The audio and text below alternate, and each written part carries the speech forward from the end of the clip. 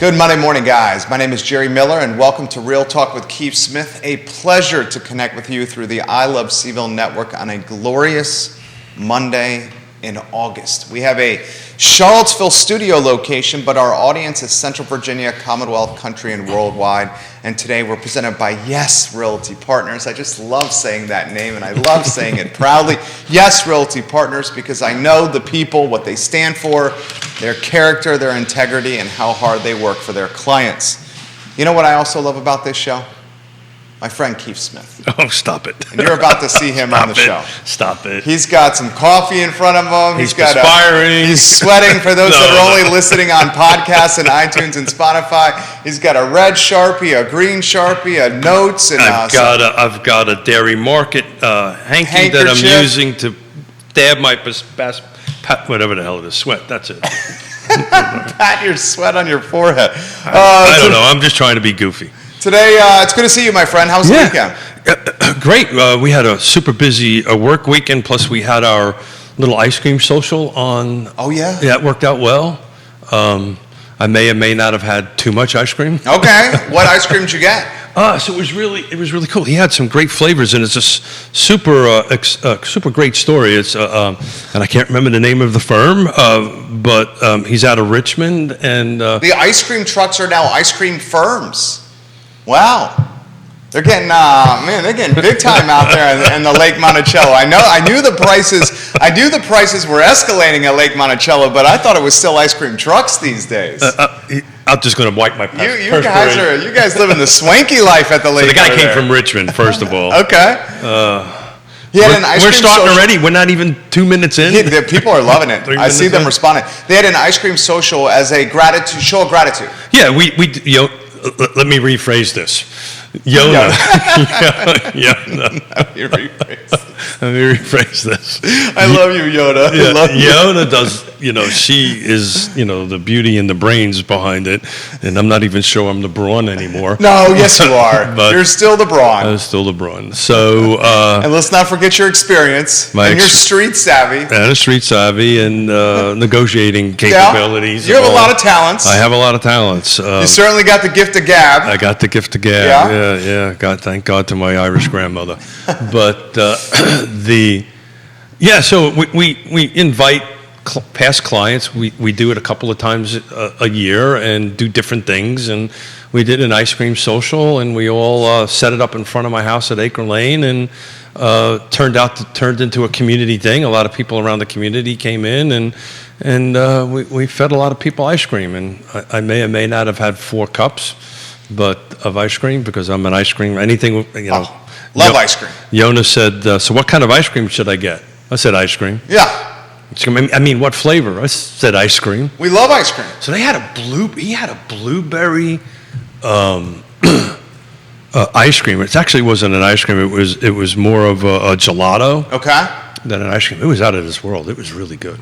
I love gelatos. But we found them we went to the a nationalization ceremony on the 4th of July, which Yonna and I do every year, and he was serving ice cream, and he was just a super cool guy, and we grabbed a card, said, hey, can you do this? And he said yes. So that's what they're all about. They work hard, they play hard. They had a social at their home to thank their friends, their family, all their clients for their support.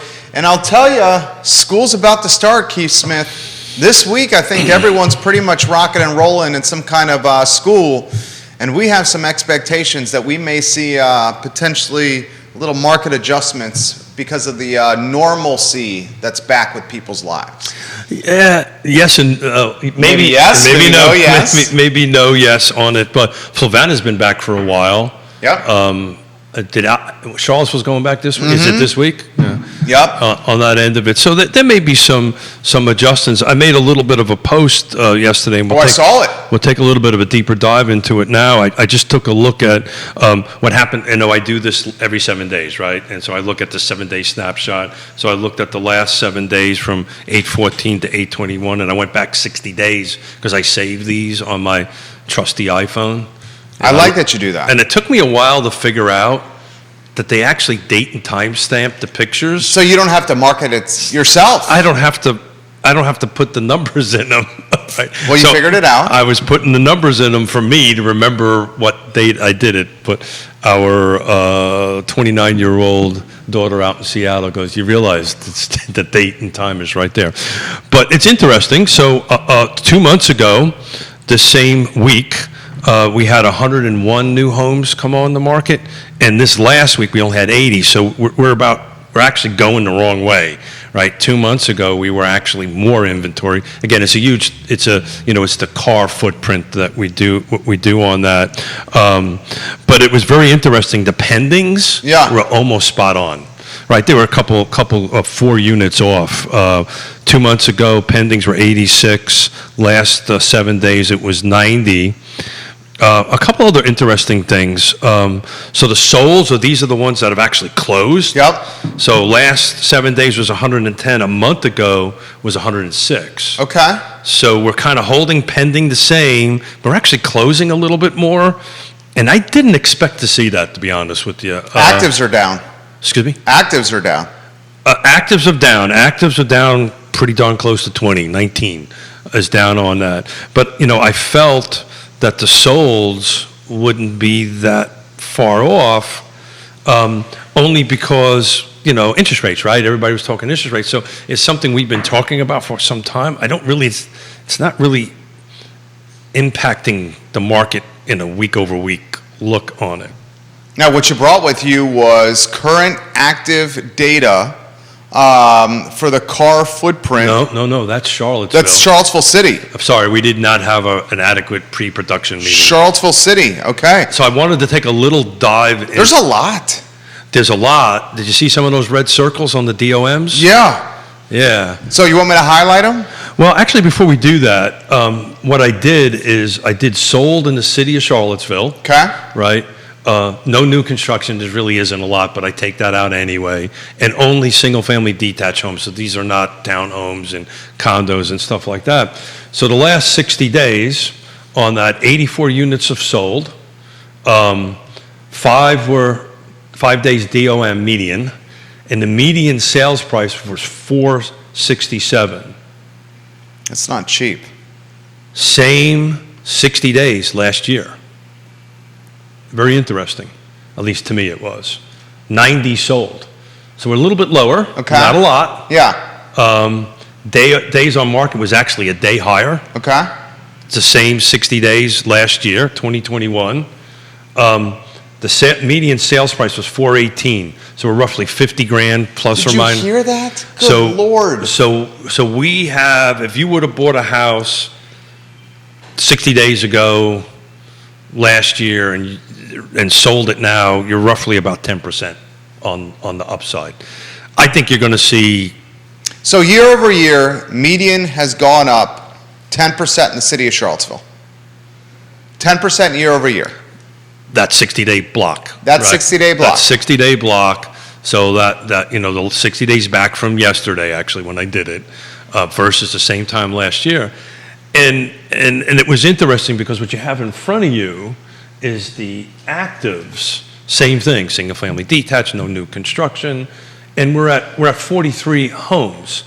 And there's actually several like under 300,000. But if you take a look at those DOMs, there's 70s, there's 60s, there's 40s, there's 26. And at some point in the show, I kind of want to dive into each one of them and talk about, okay, why are they on the market? That's a great idea. On that end of it. So I'm a little wondering what 60 days from now, I think the DOMs are going to be a little bit higher than 5 on that end of it. So what I wanted to do, and maybe I'm talking too much. No, dude, you're killing it. What I wanted to do was, 2012, we were smack in the middle of the time of great unpleasantness. Yeah. And I wanted to see what the DOMs were for that same 2 months. Okay. Look at you. I told you I was going to work yesterday on this, on it. 26 homes sold, same 60 days, 10 years ago, from 6/21/2012 to 8/21/2012. That was as of yesterday. 26 sold, so 26 versus 84. I didn't do the math. Whoever's smart enough can figure that out. I'll figure it out real quick. You got that? DOMs, you want to take a gander what the DOMs were? 84 minus 26 first. Got my 58. Got it. So the DOMs Delta of 50 unsold 10 years ago. DOMs were 60 days. Okay. And the DOMs now, again? 5. 5. So you're 12 times the DOM. And so the reason I was thinking this and going through this, and maybe a great way to kick the show off, is, some folks keep on saying, are we going back to the time of great unpleasantness, right? And none of the data is showing that, right? Maybe 60 days from now, things might change a little bit. I prefer to use days on market as a barometer of where we're going, only because it's easy to grab off of Paragon. Also, you don't have to do a lot of math for absorption, right? But 60 days in our marketplace is about where that switch happens, right? Where that switch happens from the seller's market to the buyer's market. So we're like, what'd you say, 12 times? Yeah. We've got a bunch of, we've got a long time to go from 5 to 60. Let's say hi to some of the viewers and listeners. Dino is watching. Hey, Dino. At Dairy Market. Good to see you. Good to see you there on Facebook the other day. Yep. I wandered in there over the weekend to have a quick meeting. Didn't see you because otherwise you would have tackled me and said hello to me. He's watching at Dairy Market. We love you, Dino. Jerry Brown, welcome to the program. Bill McChenzie, welcome to the program. Guys, questions and comments, jump in. I will relay them live on air. Catherine Lochner, hello and welcome to the show. Thank you for tagging me in that post, Catherine. We should get you on one of these talk shows soon to talk teaching. The conversation continuously comes up on this show that housing is heading for a 2008, 2009, 2010 repeat. Yeah. We have continuously said on the show, we do not think that's going to happen. He's now backed it up with data from 10 years ago. And we've also highlighted the fact that the homes have massive equity positions now, and the regulatory nature of getting a loan is much more difficult. It's much more stringent to get a loan now than it was in 2008. The median sales price, by the way, 10 years ago was $252,000. Did you hear that? City of Charlottesville, Single 2012. Family detached, no new construction. Single family detached, median sales price was what? $252,000. And it's $467,000 now. $467,500 to be exact, but I kind of rounded it down. I mean, that's substantial. It's $215K if I did my math right. I mean, that is a substantial increase in 10 years. Yeah, that's a substantial increase. So it's going to keep on going. But it's interesting. I really wanted to, when I started pulling the actives in Charlottesville as it stands right now, yeah. And I started seeing a lot of 66, 54, 67, 73 days on market. The median in Charlottesville right now, this is actives only, the median days on market for actives is 41, right? So that not to confuse folks, but there is a different DOM for active versus sold. But right now, the median average for everything that's on the market right now, which is 43, you're roughly at 41 days. And then what will happen is units sell, the math will start changing. So you're still convinced it's a seller's market? I am, but I really wanted to take, and I didn't have time to do that yesterday, I wanted to take a look at some of these 70s and some of these 60s, literally look at them, without giving away too much information so I don't cross any lines. Sure, yeah. Get the MLS copy. So which one do you want to start with? Well, I've been talking. I haven't had a chance to upload them here in a second. But look, the reality of it is we've been talking about it on the show for forever. And while I do this, I'm going to say, what are 5 things on the market, right? Location, price, features, conditions, and timing. You burnt that into my head. I burnt that into your head. So, hang on one second here. Catherine, we're talking 2022 housing versus 2012 housing. We're taking a 10-year look. 2012 was a time in housing in Charlottesville where it was very difficult. We were very much in the middle of a housing recession. And we're comparing data points of 2012 to data points here in 2022. Why we're doing that is we're trying to highlight that housing is in a good position locally. It's backed by strong equity positions in people's homes, and folks aren't just getting loans willy-nilly like they were 10 years ago, 12 years ago. We're also highlighting that homeowners are much more cautious of using home equity line of credits, HELOCs. They're not just using homes as piggy banks like they did 10 years ago, 12 years ago. And that's kept equity in people's houses. Now, Scott Morris, friend of the program, joins us on Wednesdays here on Real Talk, did say this: credit card balances are escalating very quickly for American households. And as Americans, Virginians, Charlottesvillians, Central Virginians are using credit cards to pay their bills, there is some concern with those in finance that homeowners will utilize the equity positions they have to help keep credit card balances in check.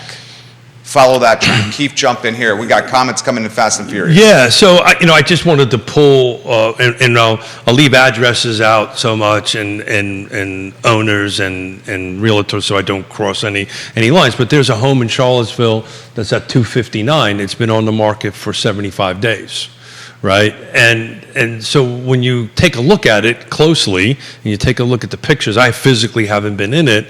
Again, going back to these 5 location, price, features, conditions, and timing on that end of it, I think in reality the home is just a little bit overpriced based on what has to be done in it. So I think what's happening here is you're starting to see the sellers adjusting the prices. So I can tell you in this one, it started at $269, now it's down to $259, right? So I suspect they've got a little ways to go to hit the market. But what I don't want folks to think, because they went in the market too high, in my opinion, on that end of it, the market is going down, right? So as you see those go down, these listings go down, they just were overpriced to start with. And what they're doing is settling back to the market. We just proved year over year was a 10% gain between 2021 and 2022. So instead of, if you buy today, you might, it'll be probably sub 10%. You're probably somewhere between 6 to 8% year over year kind of gain on it. But so speak to that. So Kevin Yancey, we love when you watch the program. This is also coming in from Jennifer, and Stephen is making a reference of this comment as well. 3 people on we have 15 Facebook pages this show is broadcasting on, 15 Twitter accounts, YouTube, iTunes, Spotify, Apple Podcasts, LinkedIn, Instagram. I mean, it's everywhere here. And my personal favorite, which is Periscope. Periscope, it's on Periscope. Twitter, he's exactly right. So this topic is coming in various forms across the entire network, and it's the appreciation can't continue like this, or Charlottesville City will only be a home for millionaires. This comment is also coming in. How much does Keith think the appreciation will continue to go up? And the other comment in this family of appreciation comments is, if the appreciation does continue like this, what does Keith think will happen to Charlottesville? So 3 different variations, all with appreciation as the granular topic. Yeah, so it's interesting. So the median, like we said, the median sales price in this is closed, was $467. When you start taking a look at what's available at that kind of range, in that upper 3s and lower 4s, there's very few homes. There's maybe 4 or 5. And it's interesting, those all are kind of in single-digit DOMs, and I suspect they'll go under contract pretty quickly. Right. When you start looking at the lower-priced homes and you start digging into them, they need a ton of work. The DOMs, the high DOMs on actives in Charlottesville City are lower-priced homes. And then on the upper end, you've got a couple of them that are in the 174 and 117. So normally the question would be, okay, what's wrong with them, right? So I have not dug into those individual listings at this point, but definitely at the entry level, because I think that's what the viewers and listeners are asking about.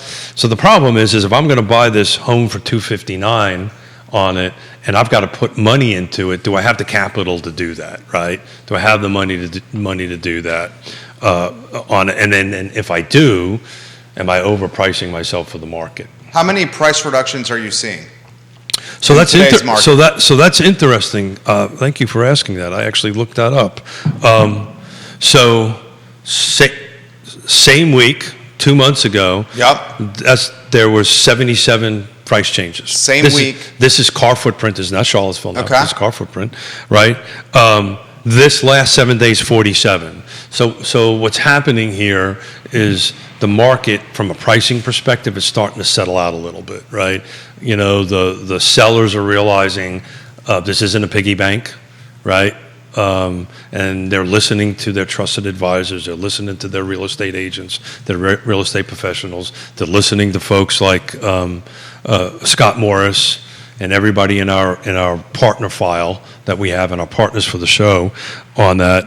And so that's a positive sign. Another interesting stat, 60 days to now, we had 18 homes back on market. We have not been talking about that a lot. So that means these were homes that contract fell through, went back on the market. There was only 18 in the last 7 days. 2 months ago, it was 25. So 2 months ago, there was a lot of back on markets. You know, there was a lot of price changes. 60 days, everybody was trying to figure the market out. The time has created a more realistic seller. So that's the fifth one, right? Time. That's the reason most people only talk about 4. I always add the fifth one because time matters. Time matters. And anyway, it's interesting. So I don't know if I covered all 3. Oh, you did. You did. Woody Fincham. Let's give him props. Woody. I've actually was supposed to call him this weekend. I apologize, Woody. He's got a crystal ball prediction. Ooh, I like crystal ball predictions. Ooh, should we get him out? You can pull it out if you like. I'll read the comment. He says, I'll pull out the crystal ball. Unless we have a major economic issue, I'm thinking we're going to end up back in the 3 to 5% appreciation range year over year for Charlottesville and the area immediately around the city. And we're probably looking at a 45 to 90 day normal days on market for regular things. Yes. So Woody, in your world, do you see what is the DOM? What's the magic DOM change that it really goes from a buyer's market to a seller's, or vice versa? Woody Fincham is an appraiser. That's right. One of our wonderful sponsors. For those watching the program, he also adds this. So then, Woody, see if you can give us that answer to Keith's question there. He says, "Happy Monday. I've noticed in the last 4 or 5 years, we have gone in and appraised the same residential property 3 or 4 times over the last. Let's see. In each of these situations, the homeowners were using the equity in their home to buy toys, recreation vehicles, Corvettes, boats. It was a little concerning. Yeah. But I will say that it is as much lower rate than what we saw back in 2005. Well, it was everybody back. Yeah. Well, I mean, it was almost everybody. It was way easier, and people hadn't gotten truly burnt yet then. He says, I think they had visors on, right, and tunnel vision, and this is not going to happen to me. And it was everywhere. It was getting marketed to you. Now, I will say this, and I'll get to the other comments coming in here. Vanessa Parkhill, hello, welcome to the program. I will say this. The marketing campaigns and the advertising campaigns that are out there for people utilizing the equity in their homes is picked up significantly. I have to tell you, they're everywhere. So that's my concern, and this is really a conversation we've got to save for Scott on Wednesday when he comes on and visits us.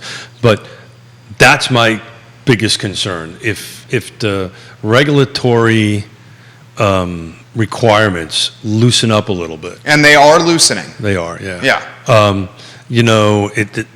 I've been doing this for 3.5 decades, and that's what happens. And this pendulum just goes pegs to the other way on that end of it. I think I may be wrong, and this may be a little Pollyannic. Did I say that right? I think you did. Pollyannic. Okay. On that, from my perspective, but I think there's enough institutional memory from the time of great unpleasantness for folks to kind of whoa, and we're doing it here on the show, right? Oh, well, we're waving we're the red, trying to. We're waving the flag, not the red flag, but we're pulling out the yellow card anyway, and saying, look, this is not a good thing. So I think the market's trying to balance itself, and I know it is trying to balance itself out. But not to make it about Realty Partners, but we're doing great. Our phones are ringing, emails are coming in. On that end of it, people are starting to say, okay, I want to sell, I want to buy now, where maybe 60, 90 days ago, everybody was like, whoa. So, I think we're going in the right direction. Woody Fincham, I got a question for you and one for Keith Smith. What is the top of the market, the million plus, going to do as this market shifts? What is the top of the market, the million plus, going to do as this market shifts? That may not be in the city of Charlottesville or the urban ring? I got that question for you. And we got a lot of comments coming in. Woody's got an answer for you. Oh, wow, the comments are coming here fast and furious. He says, first answer that question, and then I'll get to Woody's answer for me. So what you're asking me is, what's the top end of the market looking like? Mm-hmm. Yeah, so I did not dig into that over the weekend. I could try to do this, but as we've discussed on Friday, my ADD. Yeah, just, back of the napkin, from your experience. Yeah, so back of the napkin. So I'm just taking a look at what I've got in front of me from Charlottesville that has sold. Just a quick look at it in the last 60 days. Let's call something over, what are we saying, over $1 million? Yeah. Okay. 800? That's fine. Okay, so there's only 1, 2, 3, 4, 5, 6, 7, 8 homes in the last 60 days at Charlottesville that sold over 800. Literally the same amount a year ago. See, that's the little sector, the little piece of the market I'm a little worried about. But I got to tell you, there was 1, 2, 3, 4 in the 800 range. The rest in the upper nines are only 2 over 1 million.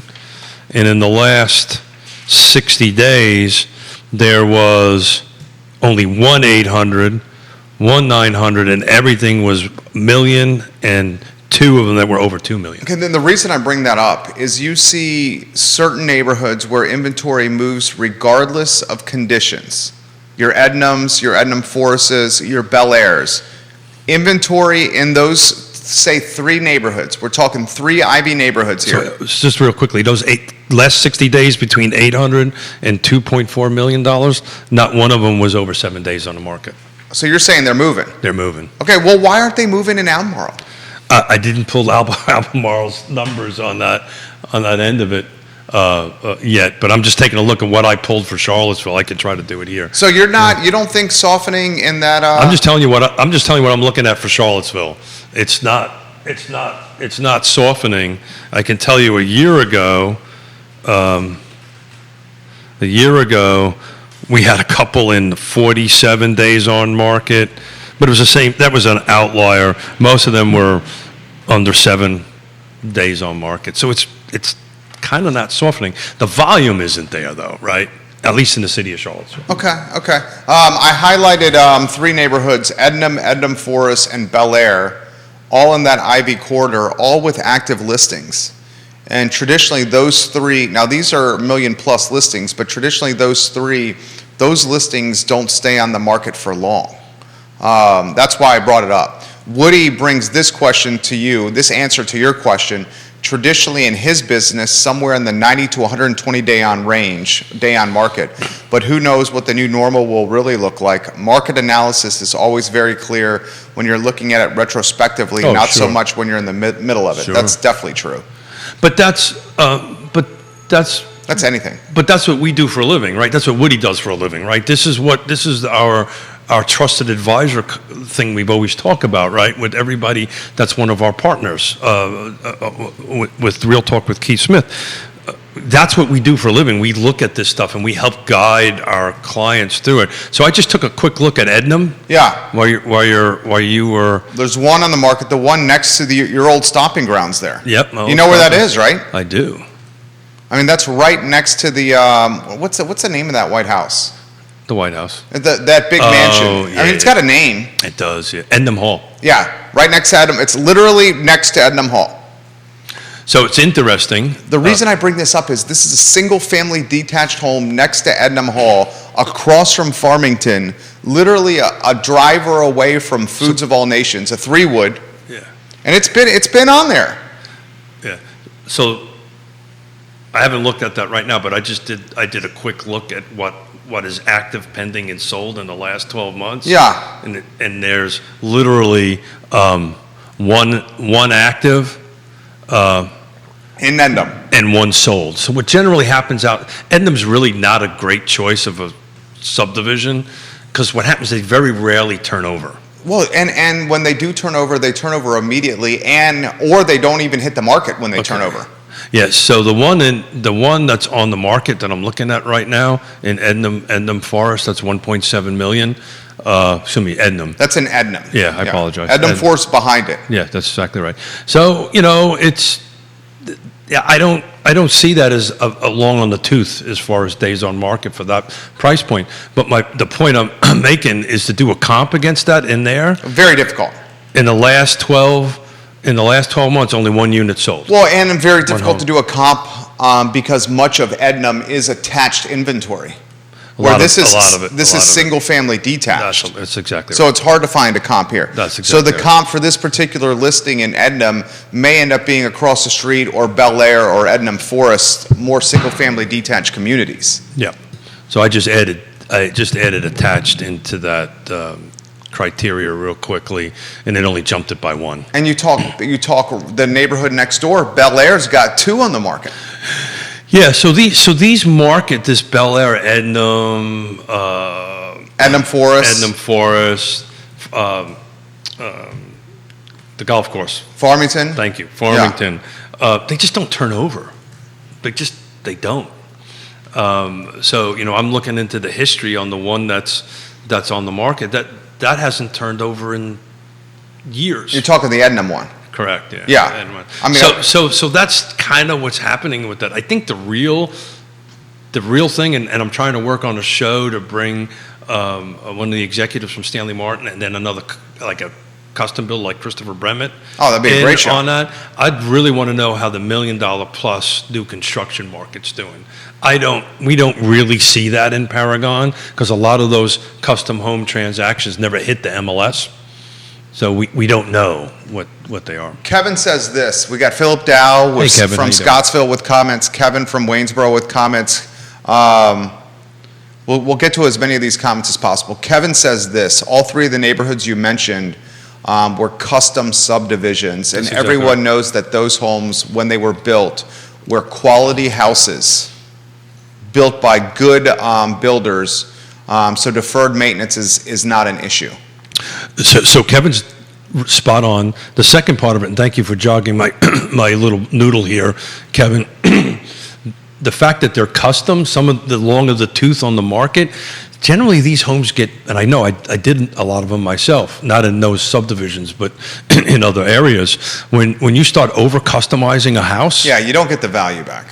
A, you don't get the value back. B, shrink your buyer pool. Your buyer pool is, the answer is, okay, Jerry, we need to find another Jerry. And God knows that doesn't exist. I'm trying to, there's not another Jerry. That's for sure. Right, Judah? Even though people, he's there's very not another Jerry. There's not another Keith either. There's no other Keith. There's no other Judah. There's no other Liza. And some would say, thank goodness for that. I know my kids would. So what do you address the point of the custom neighborhoods? Yeah, and probably not a ton of deferred maintenance there. He's 100% right. That's a good point. And it's why, in Ednam, and that's what I have in front of me, attached and detached, in the last 12 months, only 2 homes sold. And it's because they just don't turn over a lot. Well, here's a follow-up question from Jennifer. Keith mentions neighborhoods that don't turn over. Which ones would he say are the ones that turn over the least? Great question. Turn over the least. I think we're talking about them. Yeah, I think we are. I think we're talking about them. They're these particular neighborhoods, they don't, Bel Air's one, right? Like Bel Air is across from the Bel Air gas station. Yep. Fantastic location right next to 250. Hop, skip, and a jump from Foods of All Nations and the Boar's Head. I mean, you can get to downtown in less than 10 minutes. less than 10 minutes. Jump in here, Keith Smith. So Bel Air, last 12 months, active, and sold is literally no pending. So there's 2 actives there. There's 2 actives in Bel Air. Yeah. These neighborhoods sell like hotcakes. Yeah. So, and we're looking at the ones that are sold 4 days on market, 10 days on market, 5 days on market, 22 days on market, and these are 2.9, 1.9, 1.2, 1.1. The cheapest in the last 12 months that is sold is $650, which is pretty interesting. That I know that one. It needed a lot of work, and that's putting it nicely. Oh, yeah. Putting it very nicely. Yeah, but now it becomes a different math problem there. Well, that one, the 650 that you mentioned, was in a lot of ways a total rebuild. So someone's buying essentially the dirt for that particular one. The one that's just under $1 million, $999,000 on Old Farm Road, is an owner agent that has it on the market. And then there's another one that's on a large piece of dirt that's 1.4. Paul MacArthur, watching the program, Hey, he Paul. says custom is not always the best, and what was custom 20 to 30 years ago looks dated today. So, if, it's Paul. Thank you so much. We actually did some listing presentations on some custom homes I built 20 years ago, and they've reached a certain point in their life. They're moving on, and literally when I built them 20 years ago, I said, guys, you've got to not over customize it. And the answer usually was, I don't care, this is my last house. And it's never your last house, right? There's always some, well, this is a good question for you. And they're pretty customized, and it's going to be tough to sell. These neighborhoods are selling regardless of the updated nature of the houses. There are other neighborhoods in Central Virginia that do not have this kind of resilience. Sure. But the ones that we're talking about, the inventory sells regardless of the condition. But that's been like that forever. And I guess I want to highlight, there's not many like that. No, I think we've very quickly came to the top of the list. You can't even put Old Trail in that list, right? There's really not that many subdivisions like that, and you're not going to see a lot of them anymore, right? You're never going to see any more like a Bel Air, like an Ednam, because you can't develop them. Because you can't develop there. The development code of development right now would not allow it. No, well, people are essentially buying a school district in a lot of ways there. We've sold quite a few in there. Because that's Murray, that's Meriwether, that's Henley. So the ones that we've sold, we've never sold a home over there to a young family. Well, because of the price point. It was 90, literally, not a lot of them, about a half a dozen of them over the years, in that they're all folks coming back to UVA, retired, coming back to UVA. Woody, the top of the market usually is is mostly unaffected. There are still many conventional and government loan programs out there that are doing jumbo loans, so there's still a good amount of capital available to purchase, but when you get into the luxury market, most of those folks can write a check for it, so it's not necessarily affected by purchasing power due to the increase in interest rates. We do a lot of luxury level property, and I've not really seen any great effect to this point. So it's interesting, the one that's active for 195 actually started off at 1.3. It actually went up. And but it's been on the market for quite a while, 114 days. Look, the buyer who can buy a $2 million house can just bring more cash to the table and adjust the payment. The buyer at the 230 mark for Charlottesville typically can't, no. Right? And they can't spend the money to renovate it. They can't buy the one that sold for $650 over in Bel Air and say, well, hey, I'll put another $1 million into it. Hey Keith, can you send over a dozer and crunch this house and, I want to build a new one? Right. That's not going to happen at that price point. Well said, well said. Do Ashcroft and Keswick fit that model? Keswick Estates in Ashcroft, Yeah, the model you're talking that's about. actually a great. I love this show, man. That just got put on the feed. People are so much smarter than me. Let's see, Keswick Estates, though, right? That would Yeah, be- Keswick Estates. Yeah. I know that market fairly well there. There's 3 active in Keswick Estates. So 9 in the last 12 months. Let me make sure I got this right. Yeah, the last 12 months. Let's see what we got here on this. The entry point at Keswick Estates right now is $2,425,000. That's exactly right. And the $2,425,000 listing in Keswick Estates is 3,750 square feet. So there's one pending for 2.5. Yep. And then there's the one on Palmer Drive that's $2,675,000 is brand new.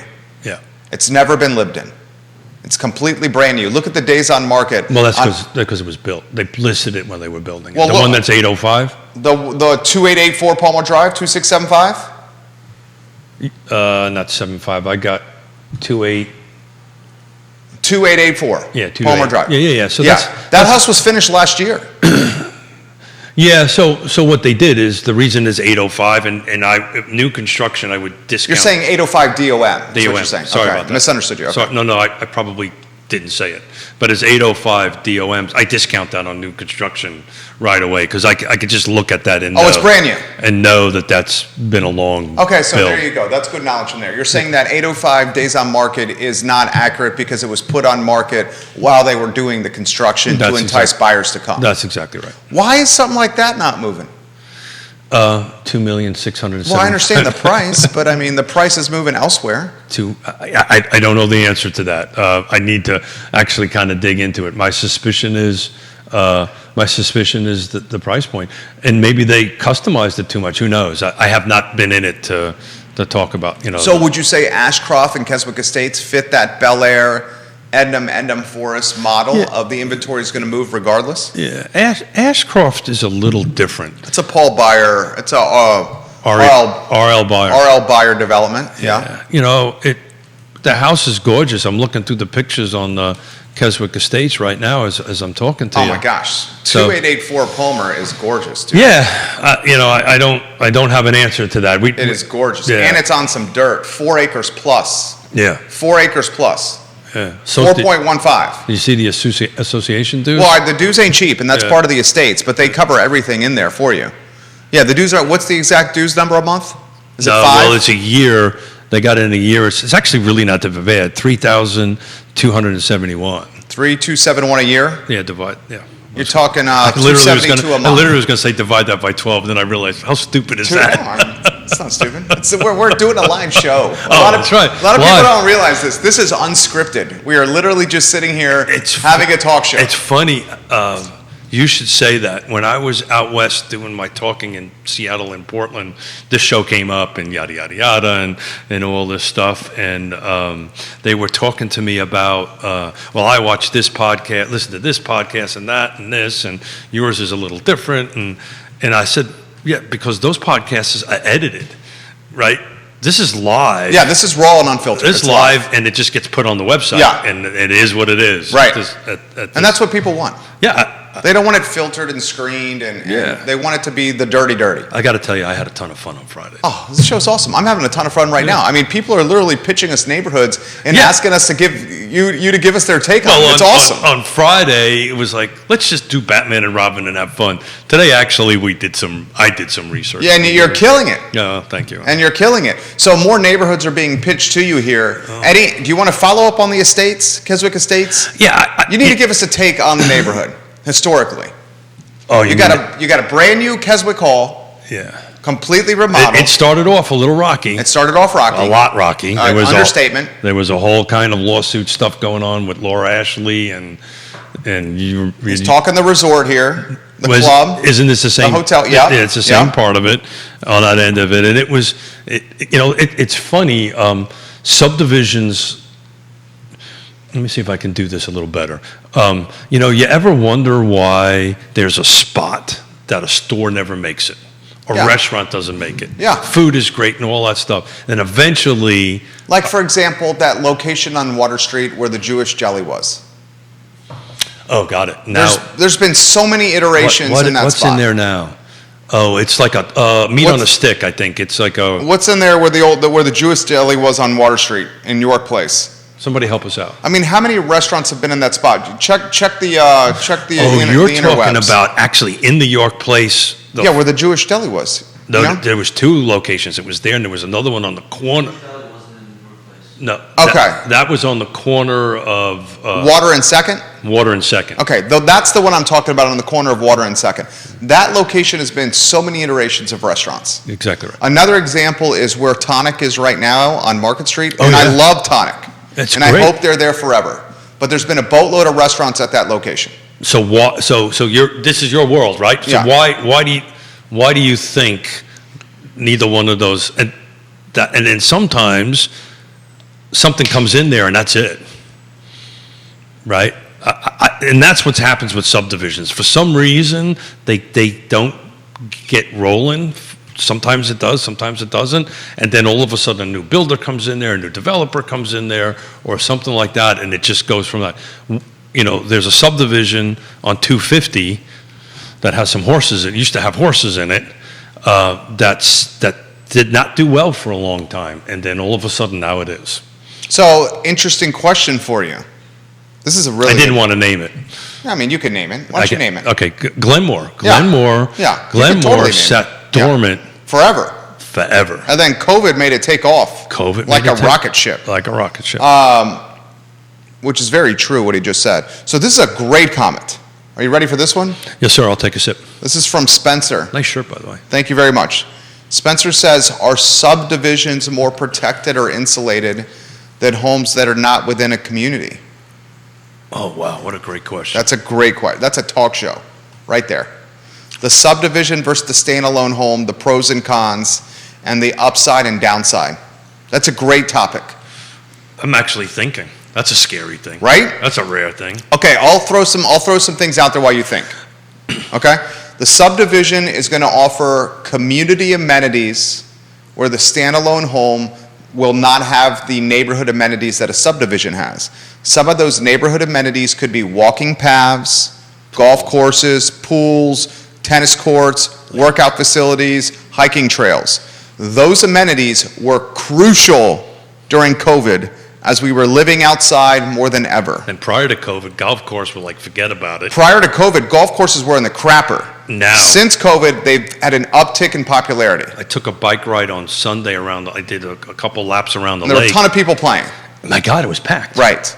People are It was out there packed. playing. 2 years ago, that would not have been the case. So we should highlight the subdivisions, the amenities. That has value now. It has value, but let's do a little yin and yang here. Please. So the downside to that is, HOA payments. and HOA payments, and so people understand, every HOA in the world, okay, in the Virginia world is probably too much of a stab there.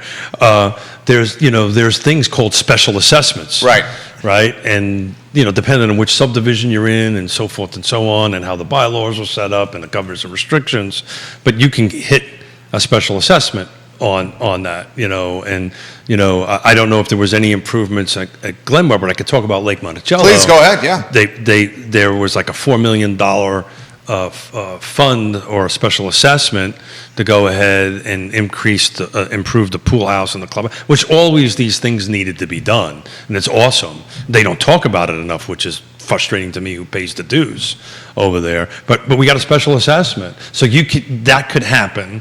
I think the question... We had a special assessment based on keeping land undeveloped. Sure. They went Association purchased the land bought land, yeah. to keep new density from happening. Sure. And the association purchasing the land raised everyone's payments. Sure. So that's kind of the opposite side of it. But I think, who was the person that... Spencer, that's a great question. Yeah. So Spencer, I think where Spencer was driving at is when the time of great unpleasantness happened, did homes out in the county, for instance, with well and septic on it, fare better than homes that were in subdivisions? That's what he's getting at. Yeah. And also in periods like this, That's which going to do better? require a little bit of... That's a damn good question. Yeah, that's a damn good question. And Spencer, do me a favor, watch on Wednesday. I'm going to dig into back in 2008, 9, and 10 and take a look at specifically, and I'll have an answer for it. To wing it would be a little different. Shoot from the hip. Yeah, I you know what? I think that's a yes and maybe no yes, right? I think at certain price points, it did well. I can tell you Lake Monticello had a lot of short sales, a lot of foreclosures in it. I don't remember seeing a lot out in the counties. Maybe they did a little bit better. Your water and sewer, you don't have to pay for it, right? It's so that it was helpful in payments, and you don't have an HOA, so all of a sudden the HOA is struggling because of a downturn, says, you know what, your dues now is, instead of $1, is $10, right? So you don't have that. You do have tax increases and insurance increases. So it's a great question. It's a great question. I need to ponder it and dig into some data so I can answer it clearly. I love it. So Carsbrook. Spencer, thank you. Your take on Carsbrook? People are asking for that. Carsbrook, I'd have to look up. I love people are just pitching you neighborhoods. This is awesome. I personally, I think I've only sold one or two in the years out in Carsbrook, so I'd have to do a little data search on that. Travis is watching in Danville. Hey, Travis, I'm still trying to get to see you, brother. It says, it seems that the long-term life of new communities without amenities and some mixed use is not as long as those that do have it. PPEAs will become more and more important to help solve the housing crisis and to provide these amenities. Oh. You want to touch on that? No, I love PPE. You want to let us know what those are? So technically the acronym reads Public-Private E is supposed to stand for Education Act. But what it really is when jurisdictions, the public and the private sector get together to do a project. The E at one point stood for education. I think at the point when it was created, it was kind of more of an education-focused thing, but is now morphed into it. And that is a life, that is a business, that is an entity all unto itself. Boy, these questions we're getting are like, dude, they're like I'm writing down. High level, I know. So PPEA is, we talk about this all the time. We try to have the conversations about this topic and keep it engaging, and so. But a PPEA is so detailed. Catherine Lochner wants to know what that acronym means. Private Public Education Act is what it stands for. And Travis can chime in and fill in if I've got that wrong.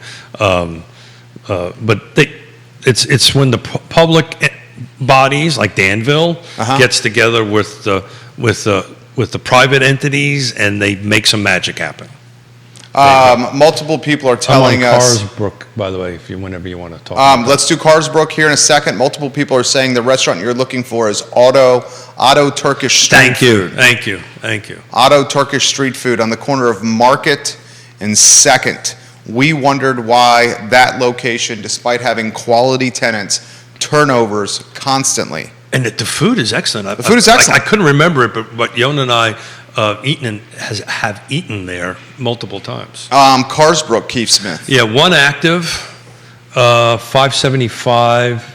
Been on the market for 89 days. Carsbrook is behind Coors Brothers, 29 North. Is that right? That's exactly right. Yeah. Okay. Mm-hmm. One pending in the 645 range, and then there are 9 that have sold in the last 12 months. The median sales price over there is $557 in this last 12-month window, with a median days on market of 17. Oh, that's Woodbrook. Oh, that's Woodbrook. You're right. I apologize. Thank you. Multiple viewers on this. That's Woodbrook. It was a test. We were testing. So we were going to test. Thank you. It was a test for us. There's a little thing with an M called map. I can click on it and find it. Yeah. So there's. Like I said, I can't remember the last time we actually sold something over there. I think where your Woodbrook and Carsbrook, they're kind of close to one another. Yeah. Absolutely. I think Carsbrook kind of comes up on the Ravenna River, if I remember correctly. The friend of the program, Ray Cadell, lives in one of those subdivisions, I believe. You know and, what? And Yancey knows his stuff. He says Carsbrook is across from Malloy. Woodbrook is behind Coors Brothers. Dude, you can't get anything by the viewers and listeners on this fine and fair talk We're going to show. get an ice cream and a car. Yeah, you cannot get anything by. And this, again, shows us that this literally is a live talk show. Neil Williamson, welcome to the program. Hey, Neil, how's it going, buddy? Give Neil some props. Congratulations, Neil. He's got a new family member. Oh, puppy. he got a dog. He got a puppy. I love seeing that photo on your page. Your life is just about ready to change again, Neil my Williamson, friend. now the proud owner, he and his wife, the proud owner of a puppy. Mrs. Smith is thinking about a second one, by the way. You really? Yeah. Forrest is going to get a brother or a sister? Yeah. What do you think about this comment? I think a sister, but There is an intrinsic value that exists from being in a well-developed subdivision. agreed. We've seen builders build inside of subdivisions, and then build the same model outside of the subdivision, and there is certainly a difference. The dirt costs more to be in a subdivision, but I would have to say that consumers are willing to pay more to be inside of that community. That's from Woody. Woody lives at the lake, right? Yeah. I was just literally thinking, as you were speaking, I wonder what Woody thinks about this, and there you go. Look, so from not to speak for my wife, she would feel the same way. Yeah, but I can tell you one of the hardest things to find right now is something on 2 acres with no covenants and restrictions. There is buyer profiles. Maybe that's a wrong choice of words. I'm not supposed to use that word. There are buyers out there. There you go, Smith. Just erase that whole last statement. We can do that, right? Yeah, Totally. I think he just did it. It's erased. Look at that. I never said that word. Oh, he never said that. There are buyers that call us and say, look, I'm picking a number, $500,000, 2 acres, well and septic. I don't want to be beholden to a covenant. You're talking just the dirt. No, a house. A house. That house doesn't exist. Yeah, okay, $750. Whatever the number is. Okay. But there are buyers out there that want to buy and live someplace where they don't have covenants and restrictions. They can put their RV on there and not get yelled at. Where is someone getting 2 acres in Albemarle County for $750,000 with a house? Yeah, like I said, forget about the number. Okay, all right, I was going to say. Forget about the number. I can see someone I spending was trying to make a point, Miller. $1.5 million, $1.75 million for 2 acres with a house and no covenants and restrictions. I was trying to make a point, Miller, and you went ahead and... What would the hotbeds be? And more folks are asking about neighborhoods. One that we should highlight is Turkey Run. So... Southern Albemarle County, Turkey Run? I do. I'm trying to find what's available in Albemarle County with 2 acres. Oh, please. And up. I do need to customize this a little bit, folks, because I want to take out HOA. So I'm going to. This is where he instructs Jerry to talk, right. And this is where I'm killing time. Real Talk with Keith Smith. Yeah, I think I'm doing okay with my ADD today. Dude, you're crushing the show. You're doing a damn good job. I think I'm doing good. This is the therapist said. This is what I should do on the show. So. Catherine Lochner says that exists in the Bedford Hills subdivision. 2 acres, low HOA, no covenants and restrictions. Catherine Lochner. Catherine, are you a retired teacher? I know you mentioned you've been here since 2010, but are you a retired teacher now, Catherine? She said, look at the Bedford Hills subdivision, 2 acres, low HOA, no covenants and restrictions. It exists. It does, but I don't see any of it on the market. So let me just, before I open up my mouth, let me make sure that I don't make a mistake here. We have more neighborhood analyses being requested of you, including Benavar and Dunlora. Got it. Well, let's stay on the 2 acre thing right now. So interesting. So what I did is I just told the system I'm looking for a minimum of 2 acres, maximum is unlimited price, right? We're not saying a certain price range, but I did tell it no HOA. So right now, there's 57 properties available that meet those criteria. Rather narrow, right? Right. No HOA, minimum 2 acres, available for sale in Albemarle County, and they range from a minimum of $250 or start price to $15 million. All right. So I mean, we can go back in and maybe change. Put like 4 Where's the $15 million? You'd ask me that. $15 million in Albemarle County? Yep, Albemarle County. 1510 Echo Hill Farm. 15, what is the address? 1510 Echo Hill Farm. 1510, oh, got it. Showed up on Google search here. I'm going to look at this bad boy. Yeah, so the point is there That's spectacular. There are 57 homes done. So let's, we can put a price range in there. What do you think?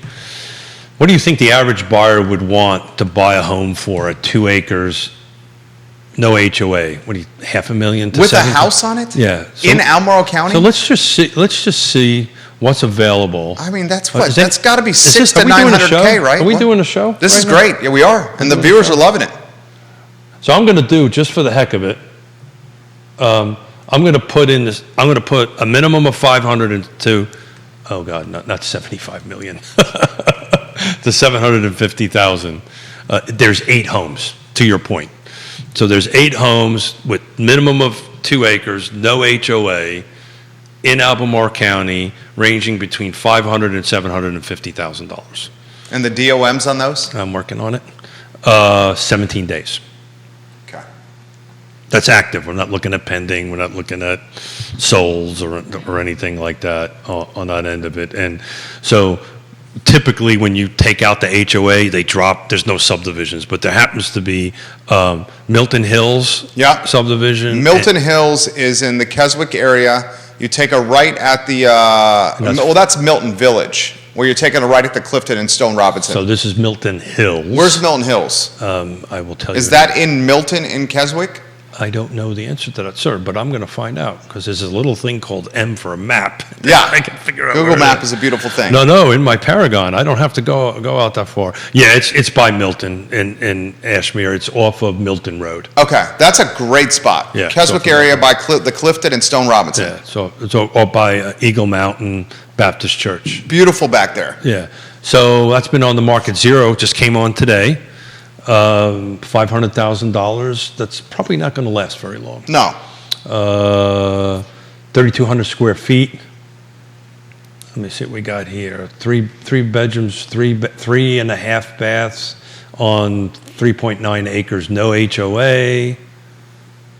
Multiple folks are saying you need to do a talk show on individual neighborhoods. Yeah, sure. We've talked about that once or twice before, and the executive producer's been gallivanting, and he hasn't. The man is a very well-traveled individual, Keith Smith, and he's earned it. You've earned it. I was talking to Yonna this morning. Wednesday was like, I didn't do a show for 3 weeks. Wednesday was my first show last Wednesday. This is my first full week. I'm excited. Oh, look at that, 11:20. No, plenty of time. Okay. I'm enjoying this very much. The subdivision versus the standalone.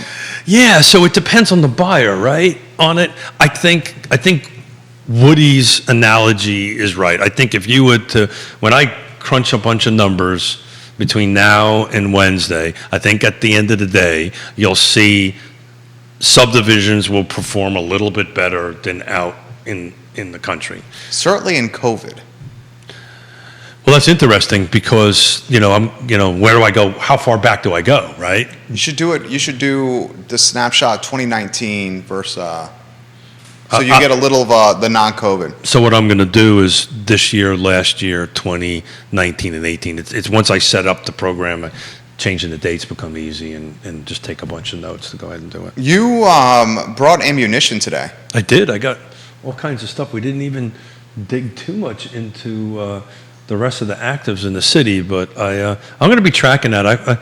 The fact that there's quite a few over 60s in there, there's more single digits, but I don't remember seeing a lot of 60s and 70s in the city for quite a while, so we're going to dig a little bit into that. Your closing thoughts for the viewers and listeners on on housing now?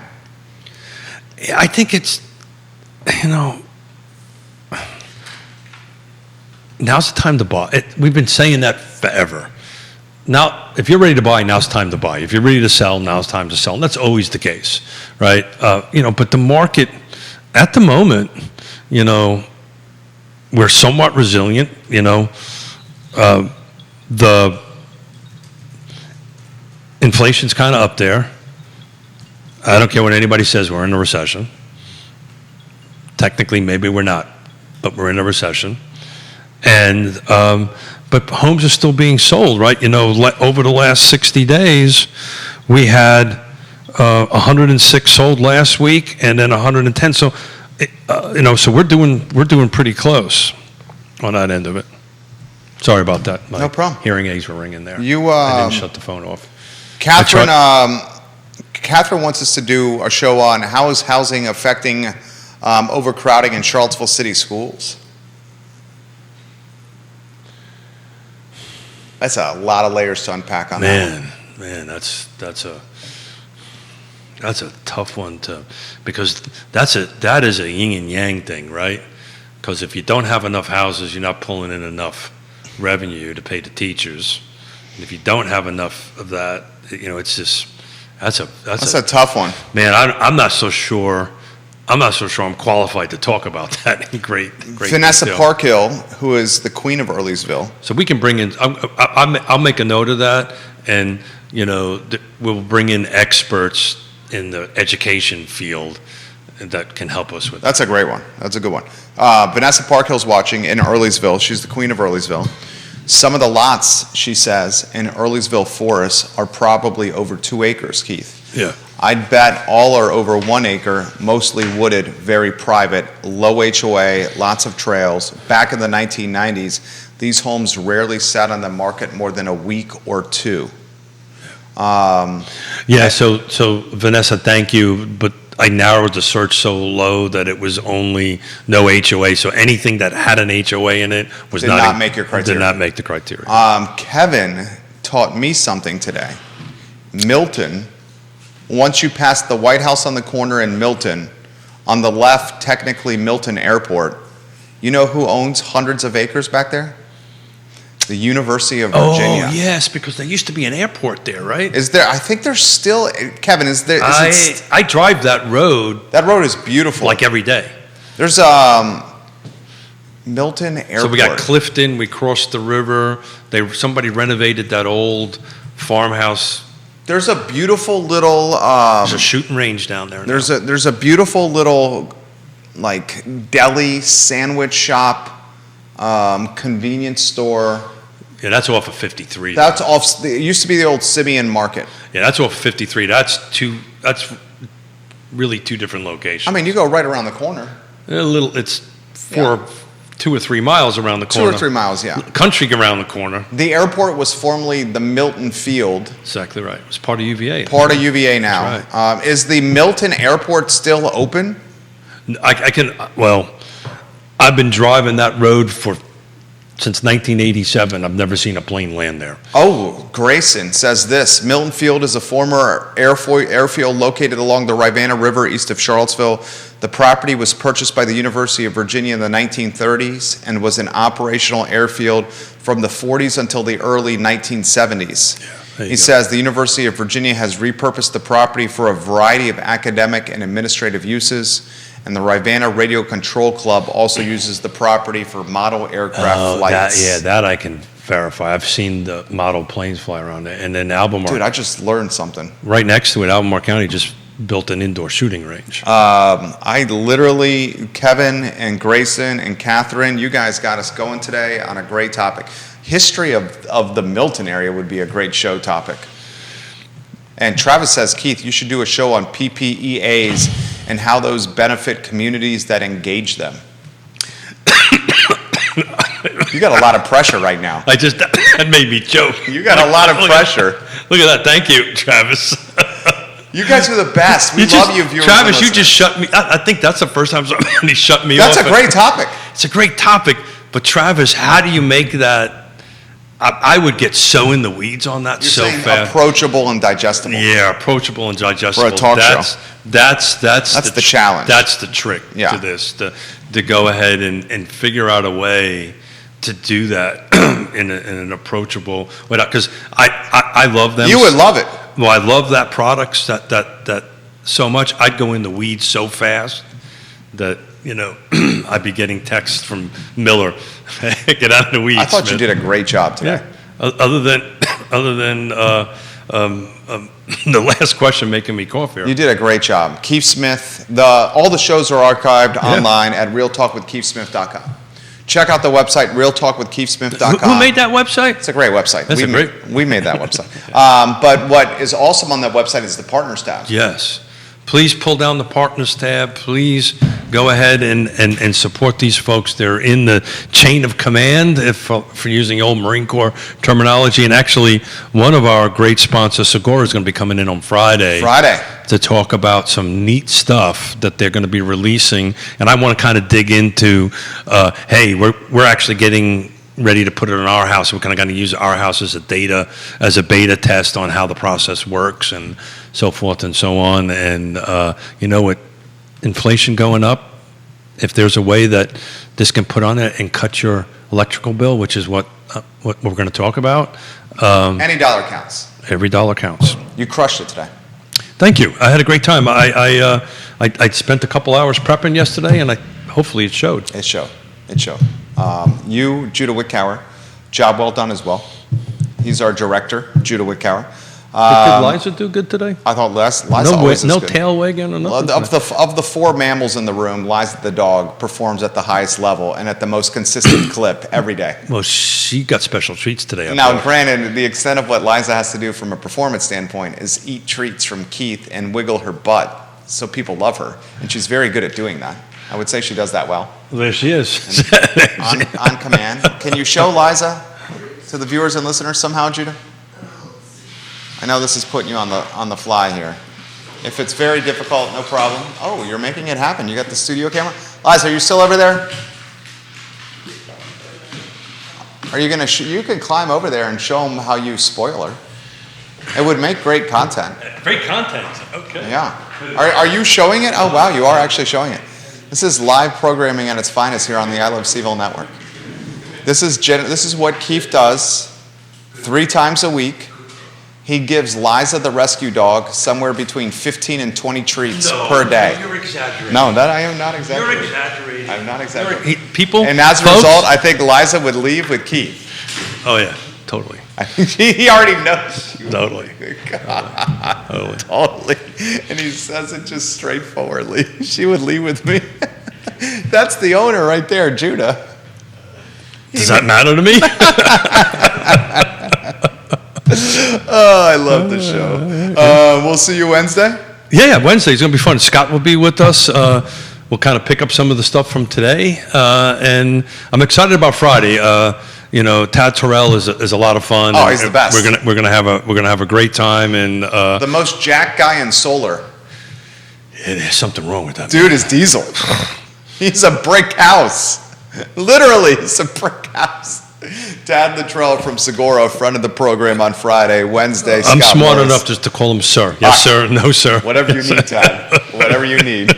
Our house is your house, Tad. That's right. Just don't. Whatever you need. That's right. Don't put me in your bicep, Tad. Normally, I was trying to negotiate a better deal for the solar, but I kind of gave up on that. You'd break your kneecaps. Judah, Keith, Jerry, Real Talk with Keith Smith, online at realtalkwithkeithsmith.com. I Love CVille show in 58 minutes. Have a great Monday, everybody. Have a great Monday. Take care, everyone. Take care. Keith, that was excellent. That was fun.